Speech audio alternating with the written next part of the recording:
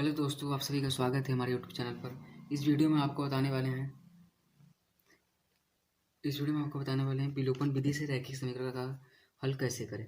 तो इस वीडियो में आपको विलोपन विधि से रैखिक समीकरण का हल करना सीखेंगे, वो भी बहुत ही आसान तरीके से। यह देखिए क्लास 10 के लिए बहुत ही इंपॉर्टेंट क्वेश्चन है, कि क्लास 10 में इससे रिलेटेड हर साल आपका 4 मार्क्स या 5 मार्क्स का क्वेश्चन पूछा जाता है। हर हाल में आपका 4 मार्क्स या 5 मार्क्स का एक क्वेश्चन इससे बनता ही है। तो चलिए वीडियो को शुरुआत करते हैं। इस समीकरण को हमें विलोपन विधि से हल करना है।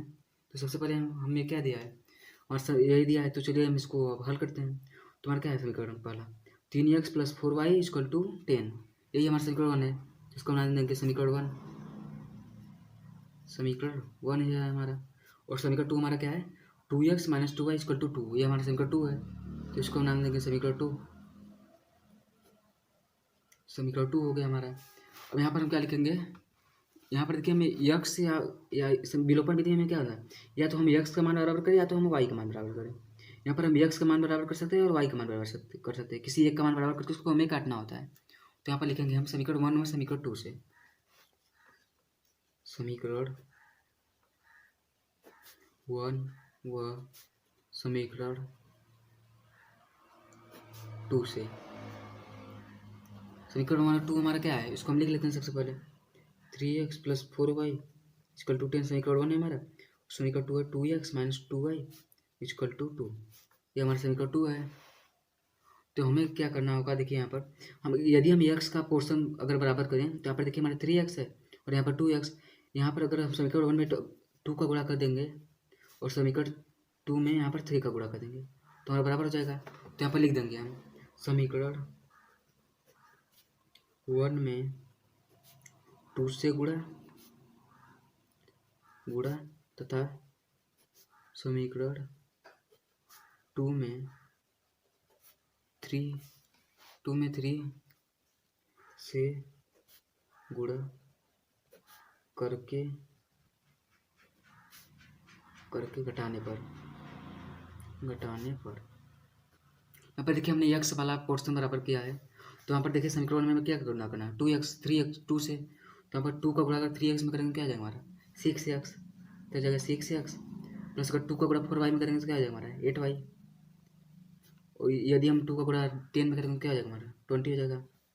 इसी प्रकार हमें समीकरण 2 में भी करना है। 2 में हमें 3 से गुणा करना है, तो 3 का गुणा 2x में करेंगे क्या आ जाएगा हमारा 6x। और 3 का गुणा अगर -2y में करेंगे तो क्या आ जाएगा -6y। और 3 का गुणा अगर 2 में करेंगे क्या आएगा हमारा 6 हो जाएगा।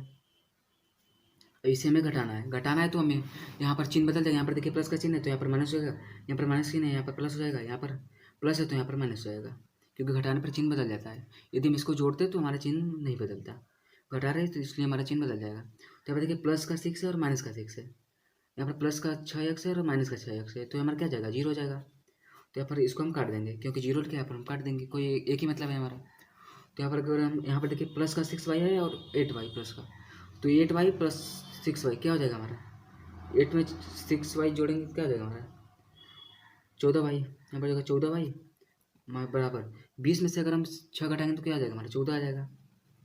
अब यहाँ पर देखिए हमें y का मान निकालना है, y बराबर क्या आ जाएगा हमारा 14। यहाँ पर देखिए गुणे में है 14 तो यहाँ पर बट्टे में आ जाएगा 14। इसको काट देंगे तो हमारा क्या आ जाएगा y बराबर 1 आ जाएगा हमारा। y का मान क्या आ गया हमारा 1 आ गया।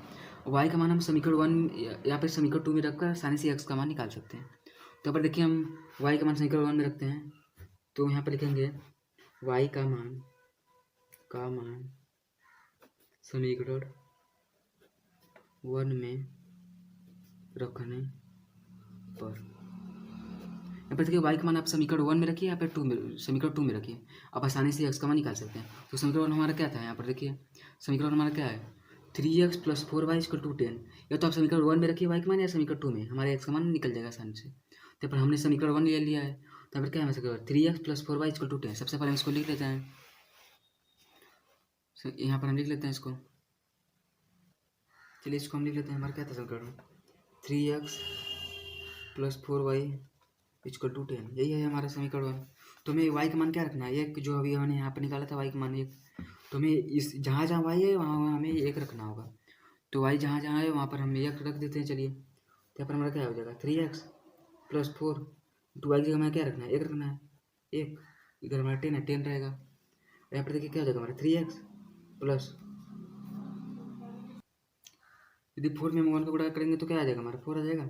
इधर हमारा 10 है तो 10 ही रहेगा। और यहाँ पर देखिए क्या करते हैं हम, यहाँ पर 3x है, इधर हमारा 10 है, यहाँ पर देखिए हमारा प्लस का 4 है तो इधर जाके क्या हो जाएगा हमारा माइनस का 4, क्योंकि इधर अगर प्लस रहता है बराबर की इधर तो उधर जाकर हमारा माइनस हो जाता है। तो यहाँ पर +4 है तो उधर जाकर क्या हो जाएगा -4, तो यहाँ पर हो जाएगा -4। अब 10 में से हम 4 घटाएंगे तो हमारा क्या हो जाएगा, यहाँ पर देखिए हमारा 3x है, अगर हम 10 में से 4 घटाएंगे तो हमारा क्या आ जाएगा 6 आ जाएगा, तो यहाँ पर 6 हो जाएगा। अब x का मान हमें निकालना है तो आ जाएगा 6। ये देखिए हमारा 3 गुणे में है तो इधर आके बट्टे में जाएगा 3, इसको काट देंगे तो हमारा क्या आ जाएगा x और क्या आ जाएगा 2 आ जाएगा। x का मान हमारा क्या आ गया 2 आ गया, यहाँ पर x का मान हमारा 2 आ गया और y का मान 1 आ गया और x का मान 2। अगर आप y और x का मान अगर आप किसी भी समीकरण रखेंगे तो उसको दोनों साइज बराबर हो जाएगा। तो यहाँ पर देखिए जैसे समीकरण 1 हम चेक करते हैं, हमारा समीकरण 1 था, यहाँ पर क्या है 3x + 4y = 10। यहाँ पर आप समीकरण 1 और समीकरण 2 को अगर यहाँ पर रखेंगे मतलब x और y का मान तो आपका 10 ही आएगा। तो यहाँ पर ये चलिए रखते हैं, x का मान हमारा क्या आया था, x का मान हमारा 2 आया था तो यहाँ पर 2 रख देते हैं, 3 × 2 प्लस यहाँ पर y का मान हमारा क्या आया है, y का मान यही आया 1 आया है, 4 × 1 × 10 आ गया था हमारा, 3 × 2 क्या हो गया हमारा 6 प्लस 4 × 4 4 आ गया 10। अब इसके हमारा 10 इधर भी 10, LHS बराबर RHS हमारा आ गया। तो देखिए हमारा x और y का मान बिल्कुल सही है। यदि आपका x और y का मान नहीं आता बराबर, मतलब रखने पर समीकरण बराबर नहीं आता तो आपका गलत है। यहाँ पर देखिए हमारा बराबर आ गया तो इससे पता चल गया कि हमारे x और y का मान बिल्कुल सही है। हेलो दोस्तों, आप सभी का स्वागत है हमारे यूट्यूब चैनल पर। आज हम आपको बताने वाले हैं प्रतिस्थापन विधि से रैखिक समीकरण का हल कैसे करें। दोस्तों इस वीडियो में आपको प्रतिस्थापन विधि से रैखिक समीकरण का हल करना सिखाएंगे, जिससे आप किसी भी रैखिक समीकरण को हल कर सकते हैं आसानी से। चलिए वीडियो की शुरुआत करते हैं। हमारा पहला समीकरण यहाँ पर है 2x + y = 4 और दूसरा समीकरण हमारा है x + 2y = 5। यही हमारे दो समीकरण। तो सबसे पहले हम क्या करते हैं, इसको नाम देते हैं समीकरण 1 और समीकरण 2। तो चलिए हम इसको नाम देते हैं, ये हमारा पहला समीकरण इसलिए हमको नाम दे देंगे पहला समीकरण, ये हमारा हो गया। और ये हमारा दूसरा समीकरण तो इसको हम दूसरा नाम दे देंगे, ये हमारा हो गया दूसरा समीकरण, पहला और दूसरा। तो प्रतिस्थापन विधि में हमें क्या करना होता है, या तो हम x का मान निकाल कर समीकरण में रखें या तो y का मान। तो चलिए हम यहाँ पर x का मान निकाल कर वो रखते हैं। आपको जो सहल पड़े आप वही निकालिए, क्योंकि आप इसमें आप x और y दोनों का मान निकाल कर रख सकते हैं। चलिए हम यहाँ पर समीकरण 2 से x का मान निकालते हैं। हमारा समीकरण 2 क्या है, यही है, यहाँ पर लिख देते हैं समीकरण 2 से यहाँ आप समीकरण 1 से भी x और y का मान निकाल कर रख सकते थे। चलिए लेकिन हमने यहाँ पर समीकरण 2 ले लिया। तो समीकरण 2 हमारा क्या है, यही x + 2y = 5। तो इसको लिख लेते हैं सबसे पहले हम x + 2y = 5। तो हमारा x का मान यहाँ पर निकालेंगे तो हमारा क्या हो जाएगा, x है यहाँ पर x ही रहेगा, = हमारा क्या है यहाँ पर 5 है। इधर देखिए हमारा प्लस का 2y है तो उधर बराबर को उधर जाकर क्या हो जाएगा हमारा माइनस का 2y, तो यहाँ पर माइनस का 2y हो जाएगा हमारा। तो हमारे x का मान क्या आ गया, x = 5 - 2y, ये हमारे x का मान आ गया। अब इसको हम नाम देते हैं समीकरण 3, इसको हम नाम देते हैं समीकरण 3, ये हमारा समीकरण 3 हो गया। समीकरण 3 हमारा आसानी से निकल गया। अब समीकरण 3 से जो हमें x का मान निकाले हैं इसको हम समीकरण 1 में रखेंगे। समीकरण हमारा क्या है, यही है 2x + y = 4। तो चलिए हम यहाँ पर लिख लेते हैं समीकरण 3 से x का मान समीकरण 1 में रखने पर, अब यहाँ पर जिस समीकरण से आप निकालेंगे x और y का मान उसमें आप नहीं रखेंगे, उसको आप नहीं रखेंगे उसमें। देखिए हमने यहाँ पर समीकरण 2 से निकाला तो हम x का मान समीकरण 2 में नहीं रखेंगे, हम उसको समीकरण 1 में रखेंगे। तो समीकरण 1 हमारा क्या है, यही है 2x + y = 4। यहाँ पर सबसे पहले हम लिख देते हैं 2x + y = 4, ये हमारा समीकरण 2 है। तो y का मान हमें क्या रखना है, x = 5 - 2y है, यही y का x का मान हमको रखना है x = 5 - 2y। तो x की जगह हम क्या लिखेंगे 5 - 2y, यहाँ पर लिखते हैं। चलिए यहाँ पर x की जगह क्या लिखना है 5 - 2y, तो इसको लिखते हैं 5 - 2y + y = 4। तो यहाँ पर देखिए इसका 2 का गुणा 5 में करेंगे तो क्या हमारा हो जाएगा 10 हो जाएगा, 10 लिख लेते हैं।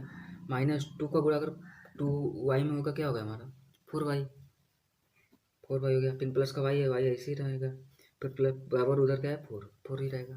और यहाँ पर देखिए 10 है, यहाँ पर -4y है प्लस का y है, तो हमारा क्या बचेगा, एक घट जाएगा, तो हमारा क्या हो जाएगा यहाँ पर -3y, यहाँ पर हो जाएगा -3y हमारा, क्योंकि 4y में से एक y जाएगा तो हमारा क्या बचेगा -3y ही बचेगा ना। और इधर हमारा क्या है 4 है, 4 रहने देंगे इधर, तो इधर हमारा क्या बचा -3y इक्वल टू, इधर 4 है, इधर देखिए हमारा प्लस का 10 है, तो इधर आकर हमारा क्या हो जाएगा -10, तो क्योंकि ये हमारे देखिए x का y का इधर रखेंगे और x का इधर रहेंगे, तो यहाँ पर हमारा क्या है 10 - 3y, तो y को हम इधर ही रहने देंगे क्योंकि हमें y का मान निकालना है, और इसको हम इधर ले लेंगे, तो यहाँ पर +10 है तो इधर आकर क्या हो जाएगा -10, यहाँ पर हो जाएगा -10, यहाँ पर हमारा क्या है -3y इक्वल टू, यहाँ पर 4 में से -10 घटाएंगे तो हमारा क्या हो जाएगा -6 बचेगा, क्या हो जाएगा -6, और यहाँ पर देखिए यहाँ भी हमारा माइनस है और यहाँ भी माइनस है, तो माइनस से माइनस कट जाएगा हमारा, तो माइनस से माइनस काट देंगे, तो अब हम y के मान यहाँ पर आसानी से निकाल सकते हैं, तो y बराबर हमारा क्या हो जाएगा, इधर हमारा 6 है, y का गुणांक जो है वो इसमें भागे में आ जाएगा, इसका y का गुणांक क्या है 3 है, तो इसके भागे में आ जाएगा, तो 6 के बट्टे में 3 हो जाएगा यहाँ पर हमारा, और इसको काटेंगे तो हमारा क्या आ जाएगा 2 आ जाएगा, तो y का मान हमारा क्या आ गया 2 आ गया। अब जो y का मान हमने यहाँ पर निकाला है, y का मान जो हमने निकाला है उसको हम यहाँ पर समीकरण 3 में इसको रख के एक समान आसानी से निकाल सकते हैं, तो चलिए रखते हैं, यहाँ पर हम लिख लेते हैं एकदम आसान तरीके से, आप कुछ सभी समझाते हुए चल रहे हैं, यहाँ पर लिख देंगे हम y का मान समीकरण 3 में रखने पर, y का मान हमारा क्या है 2 है, तो समीकरण 3 में रख देंगे, हमारा समीकरण 3 हमारे यहाँ पर क्या है देखिए यही ना है, x बराबर 5 - 2y, ये हमारा समीकरण 3 है यहाँ पर, तो इसमें हम रख देंगे, सबसे पहले हम यहाँ पर समीकरण 3 लिख लेते हैं अपना,